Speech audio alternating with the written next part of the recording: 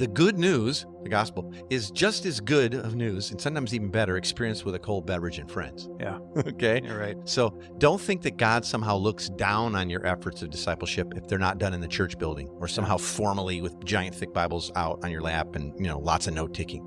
Okay? Yeah. Your old school board members may not believe that, but God does not look down at you. They might, but God does not. Jesus went into all the places and participated in the customs that his people did and loved and frequented, and you can too. It's okay. Yeah. It really is. In fact, great, I'm going to say it's the better way. Discipleship and leadership development should be normal and reproducible. Classes are great, but if you want people to know how to talk about and live out and apply the gospel in normal everyday life, try and do more of your discipleship and training and development stuff in normal settings that are familiar and reproducible and cost-effective and fun, because that's where they're going to have to live it out.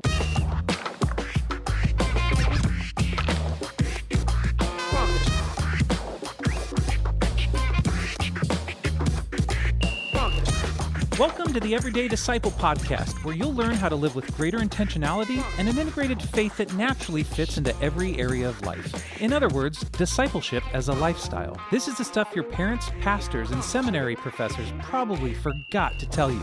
And now, here's your host, Caesar Kalinowski. All right, here we go. Hope you're doing well today. I'm rocking and rolling, feeling great. I'm going to kind of dive straight in to the topic at hand today, and here's why. I'm kind of flipping the script a bit. I'm going to be talking about something called cigars and theology. Now, don't run off if you go, I don't like cigars or whatever. Hold on a second. We do discipleship and leadership development in community. That's our best way to do it. I don't want it all to be classrooms and all that. We like it to happen in everyday life. And one of the things that we have done here, Heath and I together with a whole bunch of guys, is something we call Cigars and Theology. That's what we're going to talk about on this episode. And you're going to hear why it is such a powerful way to do disciple making. It really is. Now, it's an alternative way. I get it. And in fact, the principles we share here would work with no cigars, and it could happen for women tours or whatever. But here's a real cool thing. I want to tell you, we're going to be doing a Cigars and Theology live at my home coming up here in just a couple months. And I would like to invite you to that. Now you go, I don't know. Why would I? I don't know. Listen to this conversation with Heath and I. We're going to unpack everything about how we do this Cigars and Theology. And you're going to go like, man, that sounds so fun. I'd love to do that, kind of get a firsthand experience and maybe kick off something like that here in my own world. It's coming up real soon. Literally our house, Tina and I are opening up our home to 30 people for a full weekend. And we're going to take you through Cigars and Theology live right on our deck. But here's the thing. We've never done this before. We're also going to walk you through the full story of God from Genesis to Jesus. Both of these are big disciple making and leadership development things we do. They're incredible. There's only 30 spots total, and I want you to be one of them. So right now, go to everydaydisciple.com/theology to grab a spot. But otherwise, I want to get into the episode and tell you more about how the Cigars and Theology part of this is going to work and what it looks like. Go ahead and take a listen here to Heath and I as we discuss this thing that we really love doing together. Then I'll wrap up with the big three. Stick with us, even if you're like, this doesn't sound super interesting to me, or I'm a... No, people are going to love this. Yeah, people are going to love it. Because this is really about discipleship and like the gospel touching down in your neighborhood. So, yeah. Hey, before we jump in, we want to give a shout out to a review written by Maui Warrior, who I'm assuming is a warrior from Hawaii, who says, a friend of mine shared this with me for the first time before he even had the chance to listen. Wow, that's nice. And to that episode, I guess. Yeah, I'm assuming, yeah. But he's found a great value with your insights. Thanks again for sharing, and I'm going to subscribe and share myself. God's blessings upon you, my brothers in Christ. So thanks for sharing. You know what I love about that is this guy's friend hadn't even heard the new episode, saw the title and said, my buddy's going to need this, And that's how the podcast grows. And, this is free of charge. And so, how we get repaid is that we know it's going out there further. So it takes something. It costs something. It costs you time to do what this guy's buddy just did with him. And that's share it. Like share it on your Facebook page when you see it, or tell somebody, when you grab some amazing wisdom from Heath or myself, and you tell somebody about it, say, I got that from the Everyday Disciple podcast. So have you ever checked it out? Yeah. Let the word go out. If you're finding benefit, there's a really good chance other people will too. And it'll bless us. And again, our website is everydaydisciple.com. And you can go to the episodes and look through them all. If you find one that like, man, this one might fit perfectly with so-and-so, you can go ahead and just email them the link to that specific episode. Zip. Yep. And it might bless somebody, catch them off guard, which would be really fun. But Yep. So all right, anyway, thanks for those reviews. Keep them coming. Go over to subscribe over there on the old iTunes or Rooney and give us some stars and give us reviews. And we love hearing from you. Absolutely. So Caesar, one of the, as we move into the episode, one of the things that I love most in all of my life is just these Friday, Saturday night hangs we do occasionally. And it's always once a month called Cigar and Theology. They're hangouts, and we've got a good group of guys that come in and have joined that community. And I know you had a similar group like this back in New York that kind of helps catalyze the start of that here. Would you mind sharing kind of about that New York community? Yeah, we used to do something, before I moved to New York, we used to do something called Brothers of the Leaf. And we would sort of do the same thing. We get together and smoke a pipe or a cigar and talk about God and theology. I love that, yeah. But then, we do live in Washington State here, and the people are like, these guys are all token up, and so like, no, we're not, Sure. So when I was in New York, though, some pals were doing this thing called Cigar and Theology. It's like, oh, it's just like Brothers of the Leaf, but that makes more sense, Yeah. And it wasn't bait and switchy, like it was going to be cigars and we're going to talk about theology. And there's food connected to it and all. And to be honest with you, like, let's just say right up front, not everybody who comes smokes cigars, do they? No. It's not about that. Like, it's the bar to entry. Like, take it, puff. It's like, no. You It's don't not have that to at do all. that. Right. And some of the guys will have, a glass of scotch or a beer or wine. And some guys like myself, just having a soda water, or whatever. But it's not even about that. But we call it Cigar and Theology because that just, I don't know, it was fun and cheeky. And a lot of guys do like cigars. But we were doing that in New York, and I fell in love with it there because of the diversity of thought and people coming, and people are believers, not barely believers, sort of were, but not sure anymore. And they found a really safe place to kind of have a meal, find some dudes that were kind of roughly in the same age and stage of life. Sure. Whereas but our C&T, our Cigar and Theology is pretty young and old. Yeah. It's kind of all over the map. But and then when we steered it well, when we kept it to not just an opinion fest, but we actually kept it to, hey, we're gonna have fun and we're gonna be respectful and cool, and it really is fun. I mean, it's pretty relaxed. Yeah, absolutely. Cigars and drinks and all, but we're actually gonna stay on topic, and we're gonna try to have some value come out of that. Then it was real valuable. Sure. And that's what kept people coming back: the community and the fact that there was some tangible learning and applying going on. And so that's what we've kind of mirrored here. Yep. I love hearing guys go like, man, this is my highlight of my month. I walk away with insights for this that affect all my life. Yeah, we should have written them down. Yeah. We can start now. Yeah. So maybe we get into some of the internal logistics that we go into to make sure that people feel welcome. Show up, know where it is. Yeah, inform them well. And then what this can also do is show like the people listening to this show that there actually does need to be a good amount of intention to starting a group kind of similar to this. Like anytime you want to grow a community, you don't just throw everything in a pot and hope it works. There's intention. And it's not one-off either, right? It's a rhythm. We do it every month. Yep. I mean, I'm not saying we never missed, but it usually just gets moved around if we have to, right? But we don't really miss. So it's a rhythm. It's predictable pattern. That's key. And you've done an amazing job of making sure it's on Facebook and you update the pictures. They're funny and stuff like that. Or here's a deal on some cigars you can get online, or, and just touching base and reminding people. And it's in many ways, that Facebook group's kind of become a touchstone and point of conversation for us guys. Absolutely. Because it really is a life-on-life discipleship thing going on. Yeah. And so, people sharing verses, or I'm reading this book, or let's get started reading this book together, who's in. And it's definitely grown and taken on a much bigger life of its own, which was hoped for and has happened, right? But you're right. There's some other logistics, like to make people feel, welcome. Like, like our house is lit up. It's easy to find. It's not like, oh, is it here tonight? Oh, why is it pitch black? Oh, we're around back. I didn't even think of it. Nope. People know this is where it's at. The house is unlocked. Come on in. Everybody knows that. I think sometimes we've just put a sign up. Come on in. Yeah, just walk in. Click the door shut when you come in. We usually have food. My wife usually makes up a big old bowl of soup or pot of soup or chili or pastas or something, and bread. And some of that's just because, you'd be a good host. Sure. Some of it else is just like, well, some of the guys are going to be drinking, and I don't want people, like no one's really over drinking, I don't think, but I hope not. But we also going to make sure they're eating and plenty of water. Just be careful, right? You can have fun with it. And I know right away some people are thinking like, oh, it's just, in our tradition or denomination, whatever, we can't smoke and we can't drink at all. I'm out of here. I want to say you get to vote your conscience on this. Okay. We've done other episodes, and we will do other episodes having to do with abstinence or alcohol or all that stuff. Heath and I both feel the freedom to non-abuse these things. Absolutely. And to participate and actually use them for the sake of the kingdom and expansion of the gospel and discipleship. So, But if you don't, there is no condemnation in Christ, really. Yeah. So not here, to talk about that this episode, but we make people feel welcome, but we also care for them. Sure. Eat some food, drink a lot of water and all that. And then we also are not afraid to say, because we're treating people like family, hey guys, can we help clean up? Yeah. Last week, ashes. Last week I had to split so quick to get to the airport, and you took me. And so the guys were still kind of having to clean up and all that. And Tina just walked in as we were walking out. When I came home, it was like perfectly, like it never had happened. Yeah. I mean, it was all put away. It was perfect. You know what I mean? It's great. And and it's not like they had to, but see, the good brothers do that, right? Good family members do. So there is a little bit of like, okay, when is it? What time is it? It's online. Who needs a ride?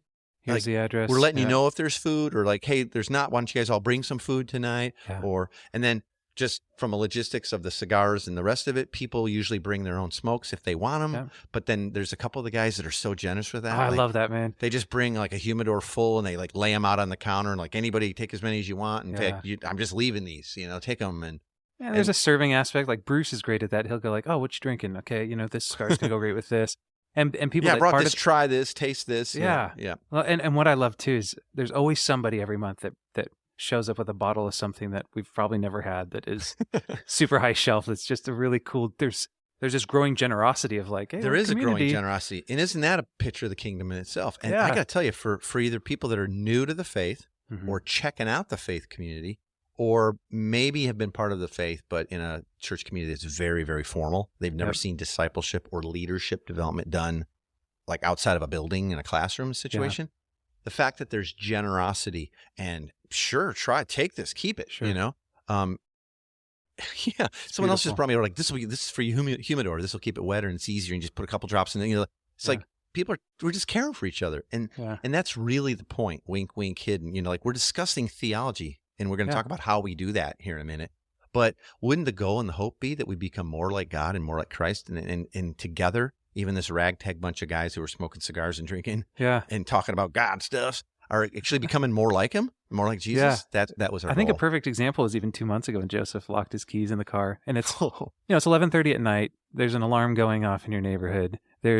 It's pouring rain. And it was like every bad thing going on. Yeah, I mean, and these guys are hanging out going, we're not going home until you get to go home. And half hour out there just with a hanger. Yeah. 2 hangers. They eventually got it. It was a miracle too. I watched for the first half hour, and I finally was like, I good luck. Yes. Okay, so like you said, just to set up a little bit of background, the kind of format that we take, and if you're interested in starting something like this, we're happy to help you, think through that a bit more. But we always put something out on Facebook, so it's not a random like, hey, by the way, tonight we're doing this. Yep. It's 3-4 months out scheduled. Get it on your calendar. There's a lot more people who get invited than actually show. Yeah. And we don't stress that. Make it if you can. Obviously, there's the regulars. Yeah. They diehards. They never almost miss.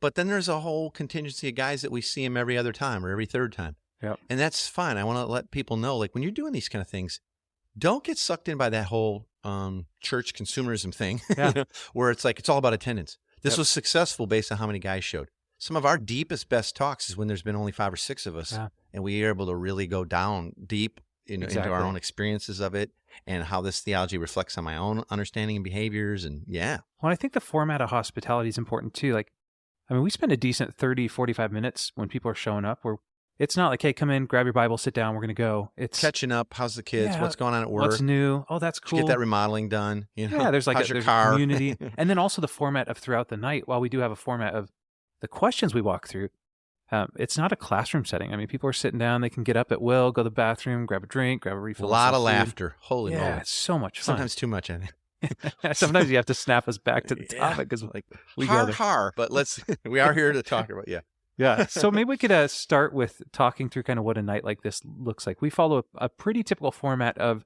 a question that is across the board. First format, like you just said, though, is a little bit of food, a little catching up, a little sharing of stuff, both physically, drink, food, cigars, all that. Yep. And then usually I'll just call it together. Hey, top up your drinks. Yeah, we start around 7:30, and then usually by 8 I try to say, hey, guys, grab a drink if you don't have one or whatever you want to do. and let's go ahead and go outside, and I want to get us rolling. Yeah, and the reason we do, you even just referenced, the reason we start a little bit later, like 7:30, because we want the guys to be able to help get the kids down, help the wives clean up the dishes. So we're pretty systematic even in the times that we've chosen. So it's not like, hey, dad's gone, husband's gone. Yeah, it's not a weeknight because people got to work. Yeah. School and homework situations, bathing and all that. Yep. So on a Saturday, we can do it a little later. Or Friday. We usually do one of those 2 nights. Yep. That's intentional. I don't think any of our wives or the guys are all ticked off about them being a part of it. In fact, it's birthed into a whole lot of other stuff, including them. Yeah. We'll talk about on some other issues, or episodes, I mean. So you call us together, everyone tops up their drinks, grabs a cigar, we sit down. So then it always starts exactly like this. And if guys are listening, I know some of our guys are listening in, but this will sound very familiar, but we always go, okay, so hey, thanks for being at Cigar and Theology. If you don't want a cigar, that's fine, whatever. But we are going to talk theology a little bit tonight. And so let me just define theology. Yep. Theology, the word God.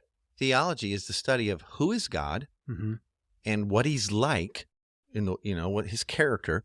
And we don't want to just throw out proposition or like nice warm fuzzies about, God's like this, or God's love, or God's like a rock. He's powerful. But what has he done to show us and prove that's true of him in Scripture, in our own lives in the past, and then usually magnified in it through the life and death and resurrection of his Son. Yeah. And then we look at that and we go like, okay, if God's that way in light of that topic, whatever topic we pick, then we're going to look at and what he's done to prove it. Like, what does that say about us? What's true of us? And then what does that lead to how we get to respond? How do we get to live our lives and make our choices in light of that topic? And so what we do is we frame theology around the same 4 questions that we use to teach and train gospel fluency, which is, who is God? What's he done to prove it? What's true of us and our identity, authority, and privilege now? And how do we get to live, right? And our guys know that now. Yeah. Right? And I have to be the bumpers. You and I both, we have to kind of be the bumpers when we was like, well, like pick a topic and we're talking about, fatherhood. Okay, great. So like, what do we know about God and his character and fatherhood? And people are like, well, he's done this. Like, well, that's the second question. What's he done to prove it? And we know our hearts tend to want to go to like action before character. Yeah. Like we do to be, right? We talk about that on all the the show time. before. Yeah. But by holding people to that sequence, there's also a safety in that. Like and I've had guys go, man, that was some heavy lifting tonight, keeping us sort of on task and keeping us to the questions. But it nets so much. And I've been a part of so many things where it's just like you get together and it's like an opinion fest and it's kind of fun and okay, but it really feels like a waste of my time. Yeah. This always feels like life-changing, and I wish, we did it way more often, kind of thing. And I think that's because of the structure. Now, side note here, I'm a little bit of an older brother than some of the other guys coming. Even though I'm not an crazy old buck, but my level of gospel fluency and belief that God loves me and I'm accepted and I don't have to earn anything, it leaks down into the way that I can hold us to this, because I'm not worried about like, oh, you just cut that guy off. It's like, well, I didn't do it rudely, but I am going to stick to the format. We're going somewhere for the greater sake of where we're going. And by letting people know that up front, that's important. When it happens, when I have to go like, awesome, but how does that answer that question? Mike, Todd, whoever, it's like, how does that answer that question? Oh, I don't know if it did. Let me go back. Hold on a second, And snap it back. I think we love the accountability, but I think people learn to then trust the process. Like by asking these 4 questions and not letting it go too far afield, we're going to really get somewhere. Yeah. Now, I want to say this too. Those 4 questions are key, but I always break the rules immediately then. Yep. Right? I always start out with a question that's not one of those 4 to kind of ground it in the everyday. Like we're already sitting on my deck, fireplace is going, right? We got good smokes, got whatever beverage of choice you got going. And I laid out the ground rules. And these are the 4 questions that we're going to follow. Who is God? What's he done to prove that? What's now true of us and our identity? How do we get to live? But I always go, then let me break the rules right away. Let me start out with a question, and I ground it. I go, like, when in your life have you whatever? One of the topics that comes to mind that I think was the best kind of was the topic of authority. We hit on that. And your question to start it off was, what is the one time in your life where you've had or thought you've had complete authority in one situation, and how did that work out for you?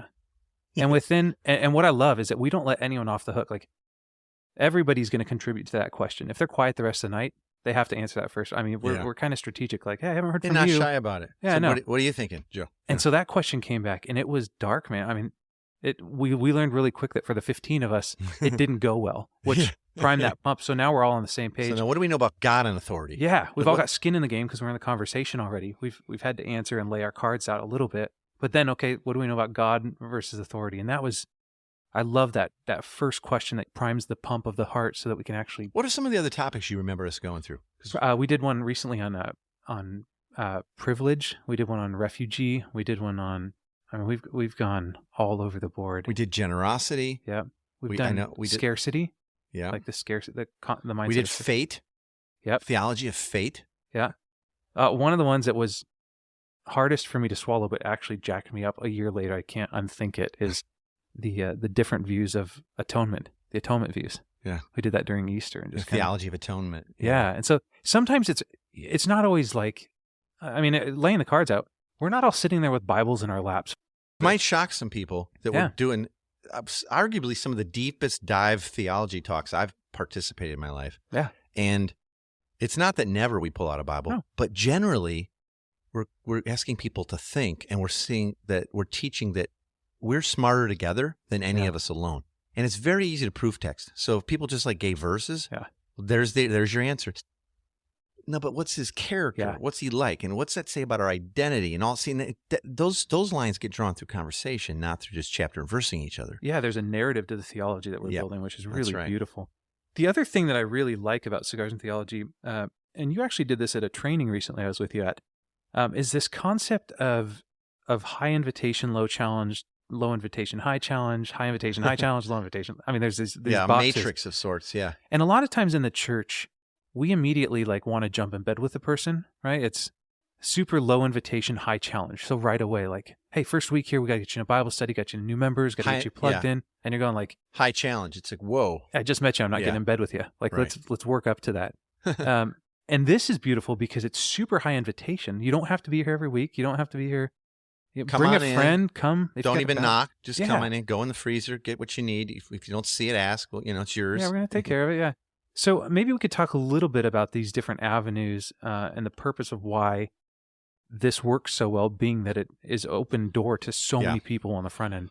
Well, our goal in everything for us, Heath and I, but hopefully as the church, is to make disciples who make disciples. That's the mission. And so really this is a discipleship event. This is a leadership development event, wherever people are at, right? Yeah. And the offline conversations that this then leads to and precedes and all that, those are all part and parcel to discipleship and disciple making. And disciple making, who do we look to for that? Who was the master of this? Jesus. And Jesus mastered invitation and challenge, this dynamic between the two, where he lived his life high invitation, come, follow me, be with me. Like they just did life together. But then he appropriately would up the challenge in the types of questions he would ask, what he required. I'm sending you out, you got to try this. That didn't work, go do this. You know why that didn't work, And he mastered the toggling up of invitation and challenge, a little more invitation, a little more challenge.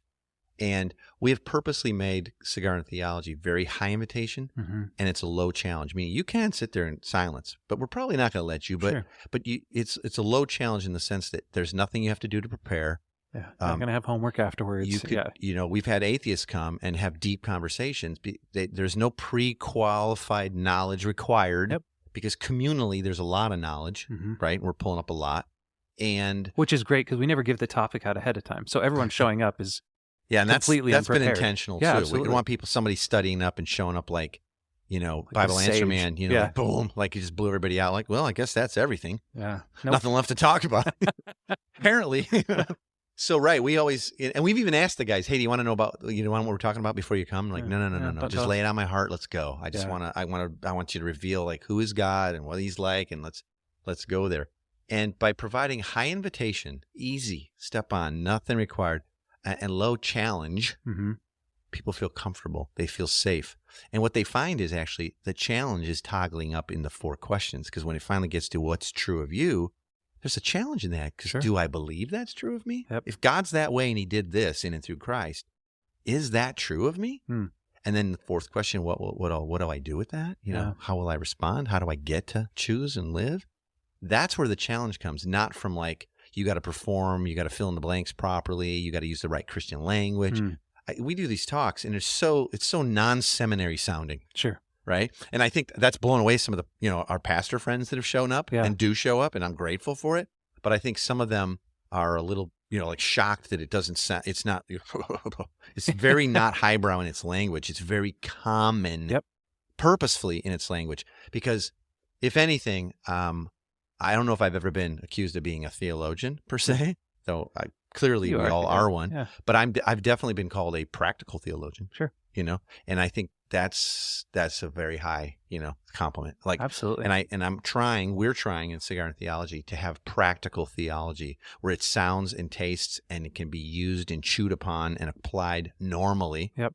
So that when you talk about it with your son, your daughter, someone at work, your neighbor across the fence, your wife, it's all the same language. It's not like, well, what is superlapsarianism? What? Yeah. It's like, We keep it low. Hey, one of the things that I thought of just in light of what you said at the beginning of this episode, and one thing that we found is that Cigars and Theology works really well in the Northwest for our lifestyle. Again, finding the freedom that we do, and some worked well in New York. Yeah, it worked well in New York. But if you're a 25-year-old who hates cigars and your wife's deathly allergic to cigar smoke, and you guys don't believe in having any alcohol in the house, you might not want to probably don't want to do that. Cigars and Theology. Yeah. So while it works for us, it might not be the case everywhere. How can we encourage people to understand their culture and know their culture well enough so that they can see what works best in their context and get started in that? Yeah, I think what you're really getting at here, Heath, is that we often in the church sort of do church and do Bible study and do, small group or do worship or whatever. We do it in ways that are pretty foreign to the rest of everyday life. Sure. We just do. Sometimes I'll joke and I'll say like, yeah, I invited my friend to church on Sunday, and they're like, I'm like, where we sit in rows in silence, pretty much staring at the back of each other's heads, taking occasional note while one guy talks, we do in the rest of our life. Yeah, never, not a normal. And so I think what we're talking about is like, do you understand your culture enough, and are you participating in the normal rhythms of life and culture, like Jesus did? Yeah. But bringing redemption and hope and light and gospel and who is God and what's he like and what's that mean for us into it. And so for us, because there is a bit of a cigar and coffee and sort of scotch tasting culture out here, it was a very normal way to get to the hearts of guys and make them feel comfortable. Though from the get-go, not everybody smokes and not everybody drinks, but they get it. They sort of get it intrinsically. Now, we said earlier on, if this is offensive to you or you believe it's actually sin, you got to go with your convictions on that. Okay, so we're not looking to make you stumble and say, well, you're not doing ministry unless you're firing up cigars and drink. No. Sure. But what is going on in your own culture that guys like to hang out with? Now, I will say this: we have women listening too, and after years of doing this, like we used to call it, Brothers of the Leaf, like I was saying earlier on. The women started going like, hey, where's our version? Like, this sounds like too much fun we're missing on. So they started doing something called Sisters of the Vine. Yeah. And they get together and, have a glass of wine and talk mom stuff and talk basically the same stuff, kind of theology and life applied. And there you go. It's a perfect adaptation. The women didn't go like, well, I guess we're going to have to learn how to, smoke cigars and drink, Jameson or something, Yeah. Kathleen, my wife, actually enjoyed the last Sisters of the Vine because your wife, Tina, who leads it, said, what I want you to do is bring something from your kitchen that's just been in the shelf forever that you're not going to use. Yeah. And we're going to create something. Something. Everyone's going to bring it, and we're going to make something that combines all of them. So it was using our gifting. And one thing, just before we end here, that I just nothing like